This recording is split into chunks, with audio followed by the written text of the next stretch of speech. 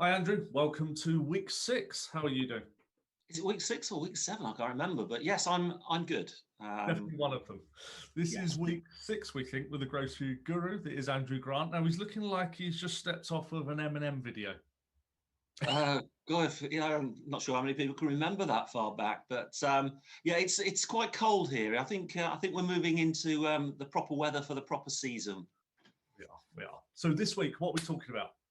Well, I think, as I said, we're moving into Christmas season, despite the government possibly doing its best to stop us enjoying ourselves, whether that's right or wrong. Yeah, I think it's pantomime season. I think it's time to start rolling out he's over there, and oh, yes, he did. Have a look No, at it's not. Oh, no, he's not. Have a look at maybe some of the villains, pantomime villains for the season. All right. And pantomime season's coming up. May happen, may not, but I get your point. Who's our villain that you want to talk about? Well, it's just something because we're trying to keep these things topical. The British Brands Group, which encompasses some of the biggest UK brands, published a review this week of retailer compliance to GSCOP.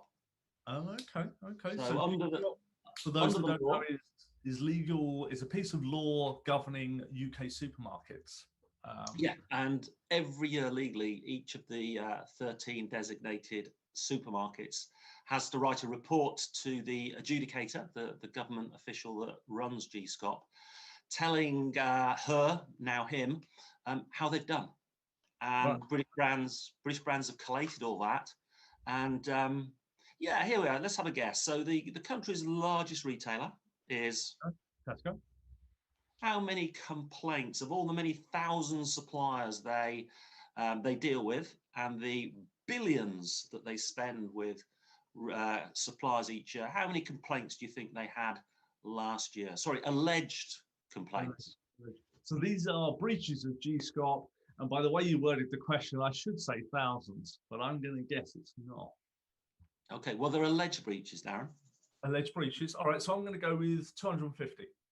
Okay, it was 45, which, there were some headlines in the business press, trade press over the week saying, Tesco are the villain, Tesco the GSCOP villain, with 45 alleged breaches amongst, I reckon that's less than 0.25% of their suppliers who have made an alleged breach. My view is that's pretty good. Yeah, but you and I have talked about this before, and I've played along for the last couple of minutes, but here's where I don't play along. There are about 10,000 suppliers out there, and 45 complaints is bugger all. And that is not a measure of how well they're doing. It's just not.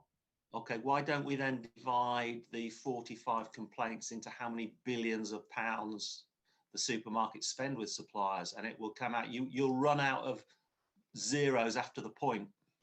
You will, but here's a stat for you. So I got this one from LinkedIn in preparation for our week 6. And it says, I shall read it to you.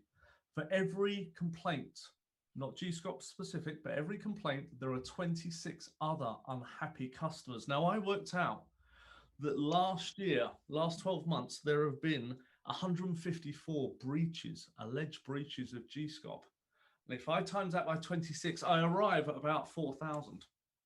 And that is how many complaints I think are really out there. So GSCOP is not doing really well. What's happening is suppliers are frightened to report. Yeah, I know that's, when the adjudicator does their annual supply review, which they do annually, the number one reason for not raising a breach is fear of reprisals. That's my challenge. Since GSCOP has come in 2010, so it's about a decade old, it's 10 years old, we've got 154 breaches or alleged breaches. But really, how many are there? There's got to be more.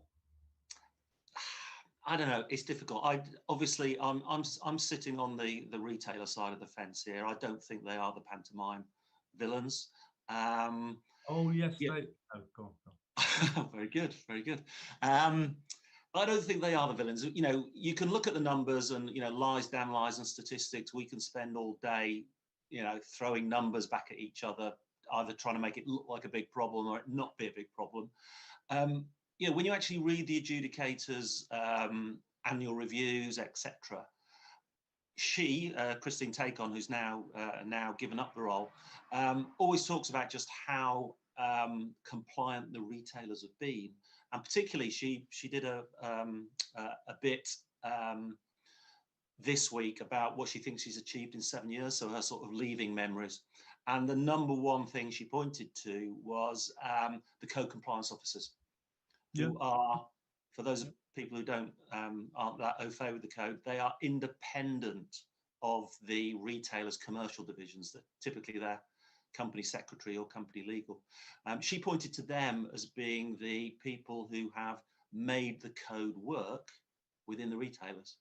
And I think what I'd point to, Darren, whatever your numbers say, whether it's 45 alleged complaints for Tesco, and there's 26 times that not reported, I think I'd actually point to the retailers who are not covered by GSCOP.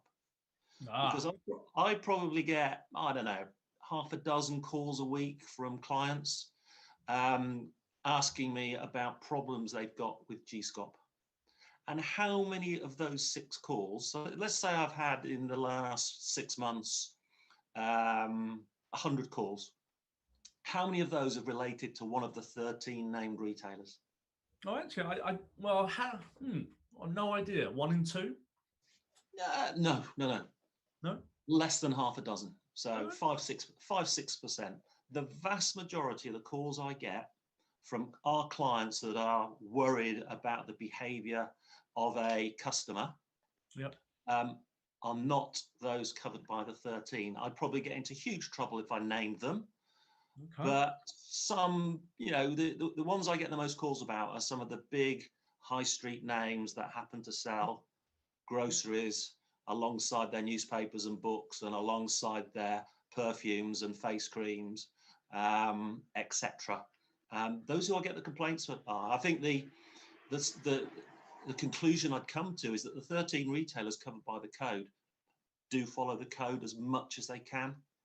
And those complaints, those alleged breaches we see, hey, stuff will happen when you're dealing with multi-billion-pound businesses and tens of thousands of suppliers.